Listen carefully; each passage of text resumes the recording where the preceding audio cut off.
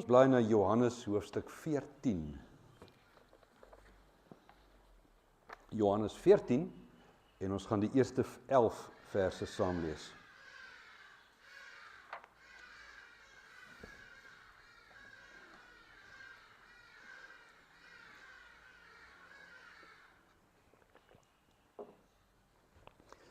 En ons fokus op die biografie van Jesus en sy lewe hier op aarde, is ons besig om 'n paar grepe te neem uit die evangelie, sy blye boodskap wat hy verkondig het.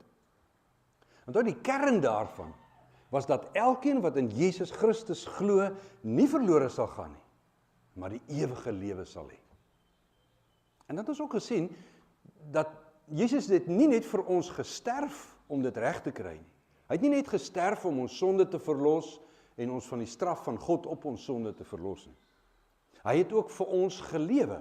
Hy het 'n perfekte lewe gelewe en dan het hy sy volkome geregtigheid, sy volmaakte heiligheid, het hy vir ons gegee. Hy het dit vir ons aangetrek dat ons in hom en in sy geregtigheid voor God staan. Nie kaal nadat hy die sonde weggevat het nie, maar toegemaak met Jesus Christus self.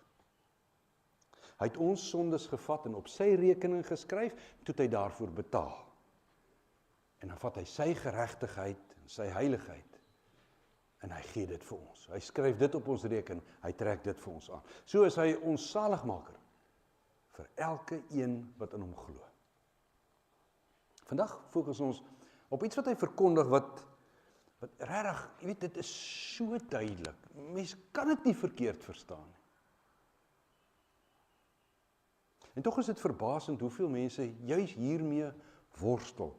Soveel dat baie dit net eenvoudig nie wil aanvaar nie. Selfs gelowiges deins soms terug as ons bevraagteken word oor wat die gevolge hiervan sou wees. Maar ons hoef nie terug te deins nie. Ons hoef nie onseker te wees nie. Onthou, Jesus Christus was nie net Maria van Nasaret se seun nie. Hy was allereers die ewige, eniggebore seun van God self. En wat hy sê, staan absoluut waar en seker, want hy praat met goddelike gesag. Hy is God. Ons hoef nie te verduidelik wat hy sê nie. Ons hoef nie mense te help met hulle worsteling daaroor nie. Ons kan maar net aanvaar, sou die Engelse sê. Kom ons lees Johannes 14, die eerste 11 verse. Julle moenie ontsteld wees nie. Glo in God, glo ook in my. In die huis van my Vader is daar baie woonplek. As dit nie so was nie, sou ek nie vir julle gesê het, ek gaan om vir julle plek gereed te maak nie.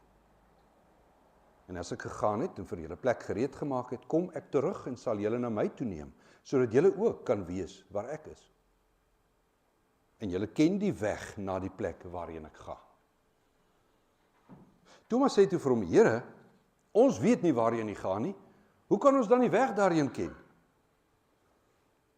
Jesus het vir hom gesê, ek is die weg en die waarheid en die lewe.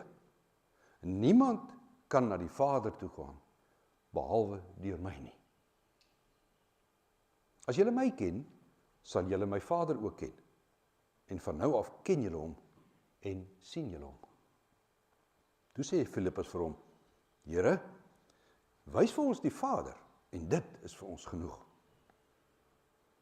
En Jesus sê vir hom, ek is al so lank by julle, en jy ken my nie, Filippus?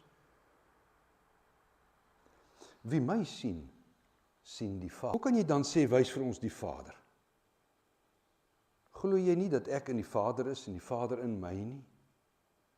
Die woorde wat ek met julle praat, praat ek nie uit my eie uit nie, maar dit kom van die Vader wat in my bly en sy werke doen. Glo in my, omdat ek in die Vader is en die Vader in my, of anders, glo op die werke self. Tot sover die woord van die Here.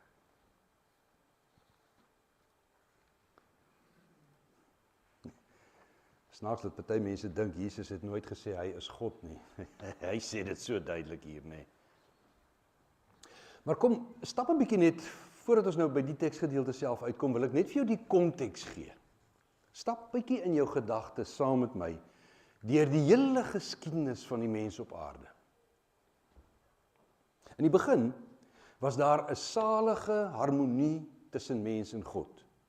Adam en Eva het in die almagtige God se teenwoordigheid gelewe en gewandel in volkome vrede en in 'n welwillendheid. Dink maar net hoe dit moes gewees het. Al die goeters wat vir ons so 'n stryd is, geen siekte nie, nê, geen pyn nie, geen honger of dors of bekommernis nie, geen hartseer nie, geen swaar kry nie, geen eensaamheid nie, geen onreg of geweld of enige so iets nie. Net absolute vrede en harmonie, geluk en blydskap en sukses. Letterlik 'n hemel op aarde. Dis hoe dit was. Maar alles het in skerwe gespat, toe die mens met sy eie vrye wil besluit om nie na God te luister nie, om nie God te glo nie, maar om die duiwel te glo en agter sy leuns aan te loop.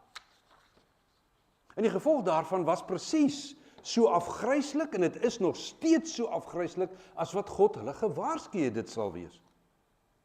Weens hulle rebellie teen God se gesag is Adam en Eva en alle mense uit God se teenwoordigheid uit verban, en dit is nog steeds so. Selfsug en vyandskap en onreg en geweld en oorlog het in die plek gekom van vrede en harmonie. Haat in die plek van liefde. Selfs die skepping en die natuur het vir ons 'n beproewing geword, met droogtes en vloede en aardbewings en orkane. Jy kan aanhou en aanhou en aanhou. En selfs wanneer jy in hierdie lewe dink, daar is 'n bietjie voorspoed of 'n bietjie blydskap, en dan is dit maar vlietend en kortstondig. En wanneer iemand dink, ek het dit, dan tref die ergste seker van alles, die dood, en die hartseer en die smart wat daarmee saamkom. Nie net die liggaamlike dood nie, maar die ergste verskrikking van alles, 'n geestelike dood, vir ewig. Maar tog het daar in die mens wat so vervalle is, het daar ietsie in sy siege gebly, 'n herinnering om te weet dat dit hoef nie so te wees nie. Dis nie hoe dit behoort te wees nie. Daar's 'n hinkering om vry te kom van hierdie treurige treurmare en klaagliedere van hierdie ou lewe. Die detail waarna elkeen van ons hinker, verskil van mens tot mens. Wat vir jou soos hemel op aarde sou wees, is anders as vir iemand anders. Dit verander ook dramaties in jou eie lewe soos wat jy ouer word of soos wat jou omstandighede verander. Maar meestal kan almal se hinkering maar na twee goed toe gaan. Ons soek ons hemel op aarde in twee kategorieë, kan jy maar sê. Dis asof ons almal dieselfde wysie sing, ons woorde verskil. Maar die wysie vir hemel op aarde vind ons in omstandighede en in dinge. Selfs wanneer mense na 'n spesifieke verhouding hinker met iemand anders, dan is dit so vermeng en verstrengel met ons eie verwagtinge van wat sal ons daaruit kan kry. Watter hemel op aarde kan ek uit so 'n verhouding ontvang? En dit is dan wat ons lewens bepaal. Alles wat ons doen of nie doen nie, is dan gefokus, nie net om te oorleef nie, dit ook, maar om dan hierdie heerliker toekomsdrome van ons 'n werklikheid te maak. En soos wat ons drome verskil, so verskil die goed wat ons lewensfokus is natuurlik dan ook van mekaar. Party jaag geld na, want hulle dink daarin sal daar vir hulle vrede en toekoms en versigtig en beskerming en versorging lê. Ander soek weer plesier, nou en gou en aanhoudend. Vir ander is dit hulle kinders of hulle kleinkinders, en dit word die afgode in hulle lewe. Of werk, en die sukses wat jy daaruit behaal, die verskil wat jy daarmee maak. Dink maar aan party se beheptheid met gewildheid, of met mag, of met onafhanklikheid. Hierdie dinge word so geweldig belangrik vir ons, dat dit die afgode in ons lewe word wat vir ons hemel op aarde moet gee. Ons aanbid hierdie afgode met ons tyd, met ons moeite en genade, met ons opofferings. Opofferings wat almal om ons saam moet maak, want hierin lê ons hemel op aarde. Soeke na 'n bevryding van die gevolge wat die sonde in die wêreld gebring het.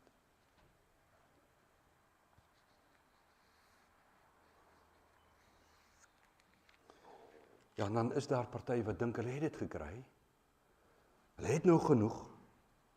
Vroeg aftree en reis, stil sit en staar na die berge en die see.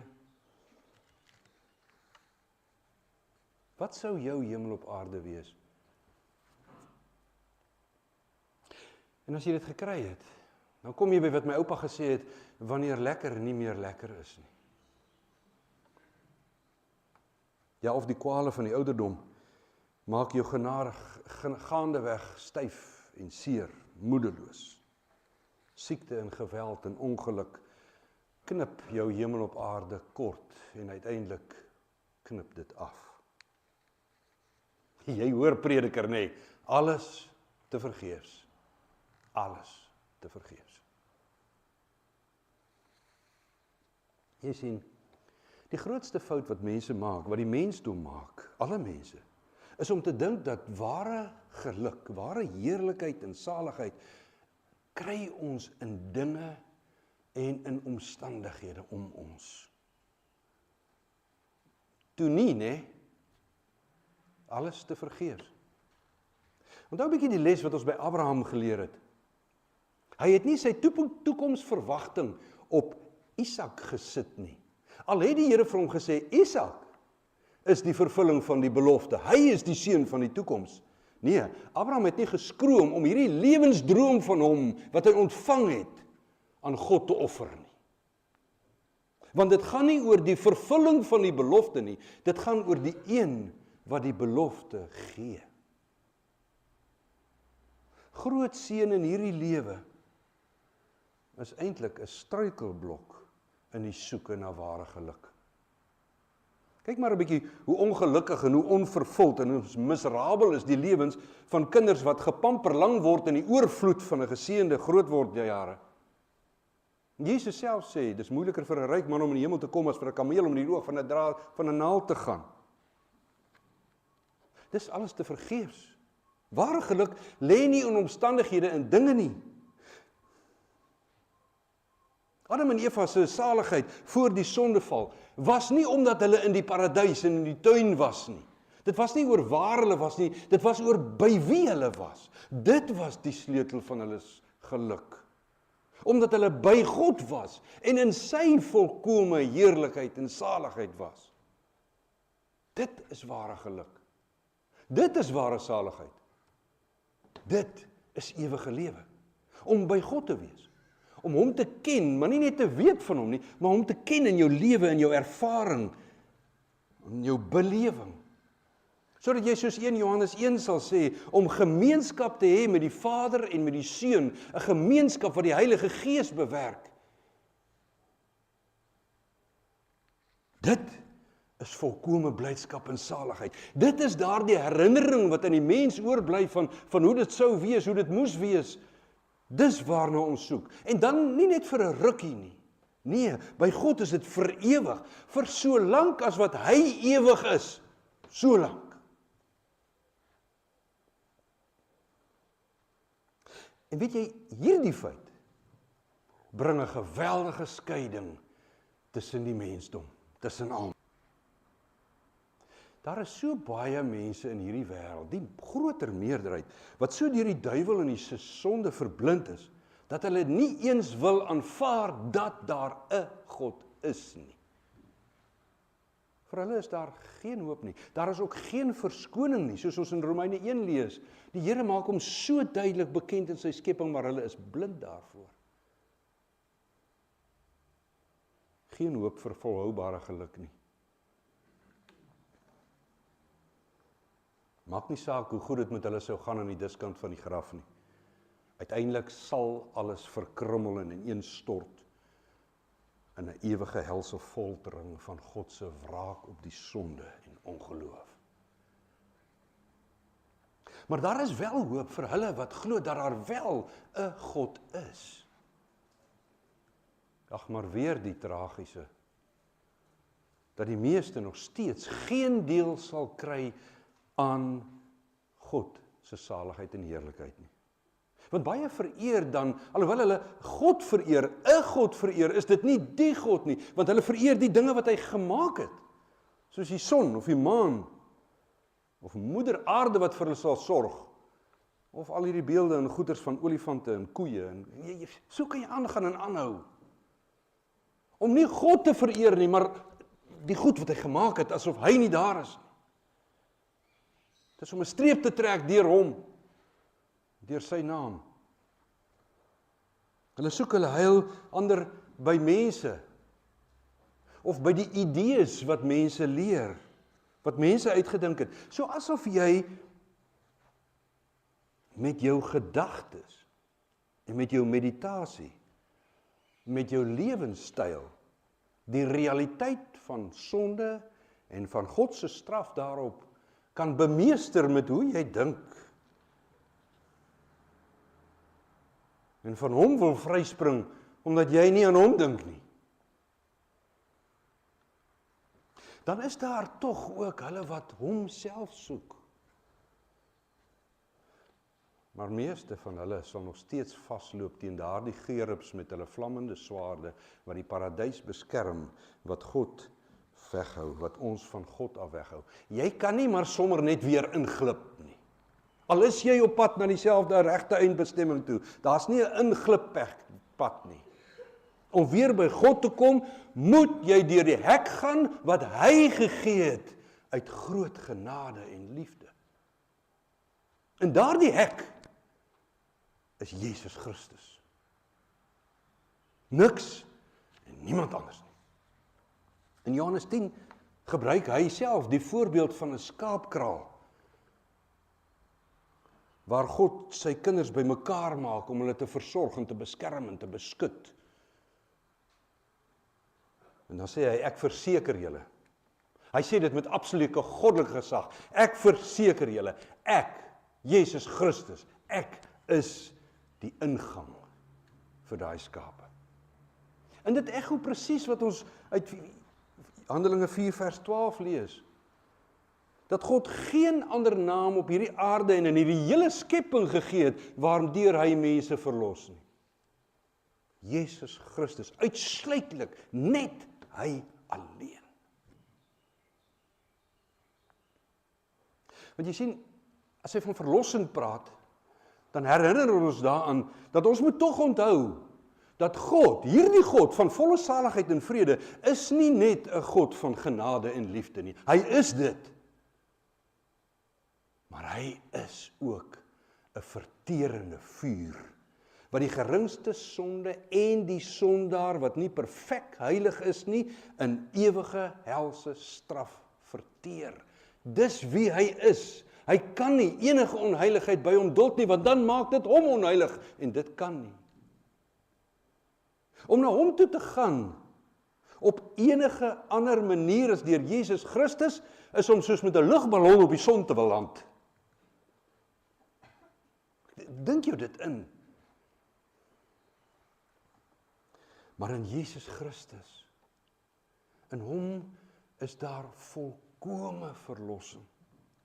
Volkome verlossing, sy absolute totale heiligheid, sy geregtigheid, dis waarmee jy by hom instap, waar jy in hom stap, vir elke een wat in geloof aan hom vasgryp, in die wete dat ek kan nie self nie, ek is nie goed genoeg nie, net hy alleen.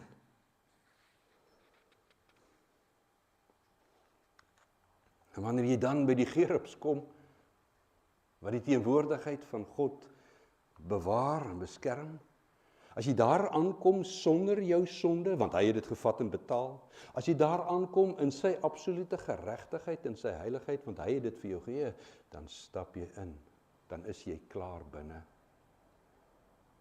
Dan is dit Christus deur wie jy ingaan in die absolute heerlikheid van God se teenwoordigheid.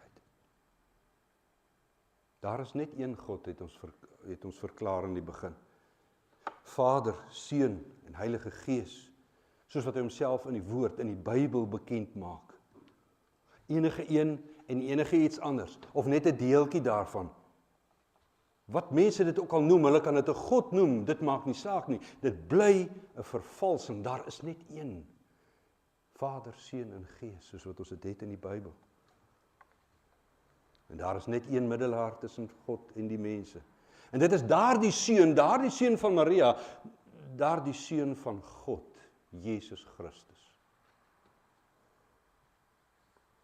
En dit is die geskiedenis van die mens. Aanvanklik in harmonie by God, maar deur die mens se sonde en ongeloof spat hierdie heerlikheid in skerwe, sodat die ganse mensdom uit God se teenwoordigheid uitgedryf word, sonder enige hoop om self ooit weer te kan terugkeer deur hulle eie sonde verdoem tot die ewige hel.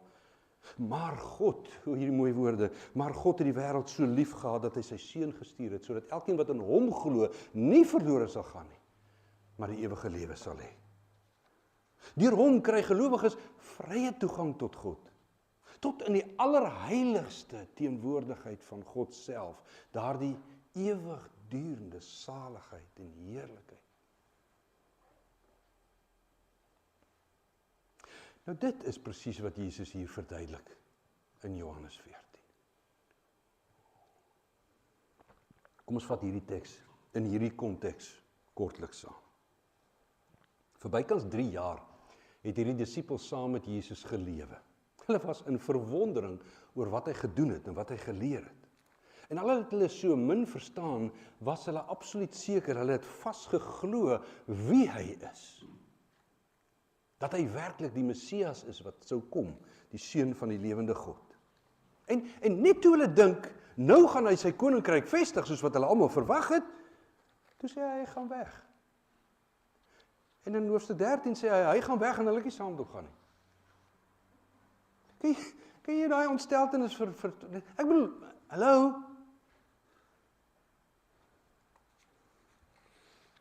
Gaan hy weg voordat hy sy Messias werk klaar gemaak het? Maar dan stel hy hulle gerus. Hy stel hulle gerus en hy sê vir hulle waarheen gaan hy. Hy sê vir hulle wat hy gaan doen en dat hulle weer kom haal en hy sê vir hulle ken nie pad soontoe. Hy gaan na sy Vader toe. Dis waar die geluk is. Dis al wat dit kan wees. Dis waar alles heen gaan uiteindelik. Hy gaan na sy Vader toe. En hy gaan vir hulle en vir elkeen deur die ganse menslike geskiedenis van Adam en Eva af tot reg aan die einde. Elke een wat in Jesus Christus glo, vir hulle gaan hy plek maak daar. En dan gaan hy hulle kom haal om by hom te wees. En dan kom Filippus en hy sê, nee, Here. Ons weet nie waar jy nie gaan nie. Hoe sal ons dan die pad ken soontoe? En dit is presies die vraag van die hele mensdom. Waarheen vir geluk? Waarheen? En hoe kan ons daar kom?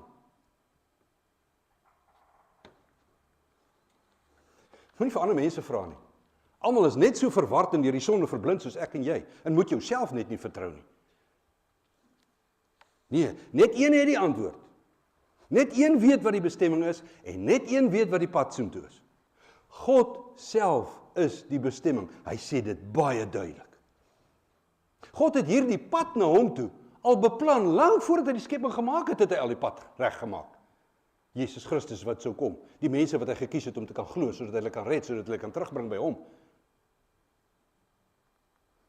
Jesus Christus, hy wat self God is, wat van die begin af daar is, hy kom en hy gee die antwoord, hy sê ek, Jesus Christus, ek is die weg en die waarheid en die lewe, en niemand kan aan die Vader toe kom, behalwe deur my nie. En dis die antwoord oor die wêreld haat. Hoe kan jy dan so wees? Die massas mense op die breë pad, op pad na die ewige verderf toe, pluk hulle rugge styf en hulle knieë op 'n knop, en hulle wil beklei hierteen, want hoe kan Christene so veroordelend wees? So eksklusief? Wat van die res?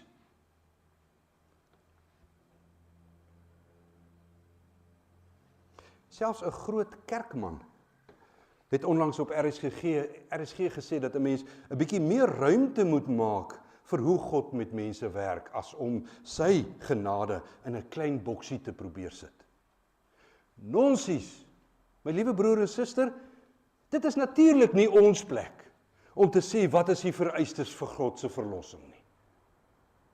Maar dit is ons roeping en dit is ons opdrag om te aanvaar wat hy self sê en om mense daarvan te vertel en hulle daarteen te waarsku. Waarheid is nie relatief nie. Waarheid, God se waarheid is vas en seker. Dit is wat dit is. Christus praat nie net die waarheid nie. Hy is die waarheid. Gaan kyk 'n bietjie, wat doen hy op Golgotha om die waarheid waar te maak? Hy is ook die lewe. Hy ontvang nie die lewe soos ek en jy en alle lewende wesens nie. Nee, hy het die lewe in homself. God is die bron van lewe. Hy is God. Jesus is lewe. En as jy oor hierdie waarheid wonder, gaan kyk 'n bietjie hoe leeg is sy graf. Toe hy die lewe in homself het wat die dood oorwin sodat hy kan opstaan en 'n pad oopmaak vir ander. Hy is die weg. Hy is die pad. Hy ken dit nie net nie. Hy wys nie net vir ons hoe om dit te loop nie. Hy is dit. Soos Hebreërs 10 sê, deur sy geskeurde liggaam is hy vir ons 'n nuwe pad, 'n lewende pad na God toe, tot in sy allerheiligdom.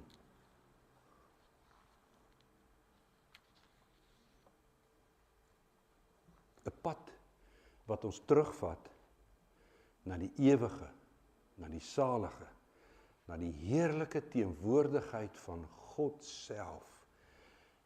Daar waar hemel op aarde nie net maar 'n droom of 'n spreekwoord is nie, maar waar dit 'n absolute werklikheid is.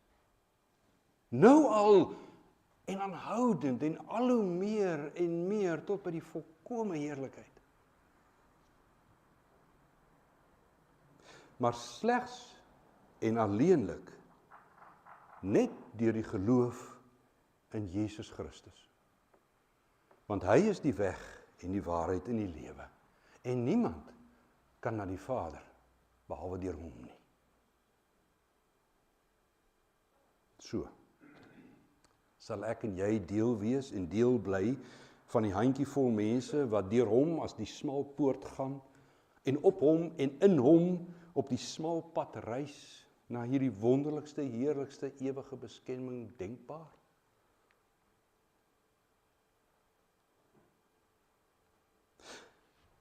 Maar dan moet ons nie so ver van die fontein van lewe af ronddwaal nie. Hy is die lewe, ons moet by hom wees. Bly onverskrokke naby en by en in die waarheid. Hy is die waarheid. Bly in die waarheid. Nie draadjies loop nie. Moenie afdraai paadjies vat van die weg nie, want hy is die weg. Moenie wegkyk nie. My ma het gereeld gesê, kyk waar jy ry, moenie nou ry jy waar jy kyk. Kyk na Jesus Christus, vasgenaal in hom, verander die Gees ons, sodat ons later soos hy lyk. Jy kyk na hom, hou jou oë op die pad, volg sy aanwysings. Lewe in hom, elke dag van elke week, ook elke Sondag, jou hele lewe lank, totdat jou reis verseker in Jesus Christus by die ewige saligheid van God sal wees. Nou al proe jy daaraan, maar eendag is dit die volle banket. Jesus is die weg en die waarheid en die lewe. Amen.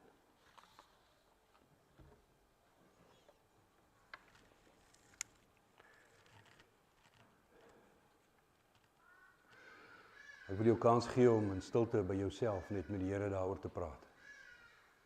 En dan gaan ek ons voor.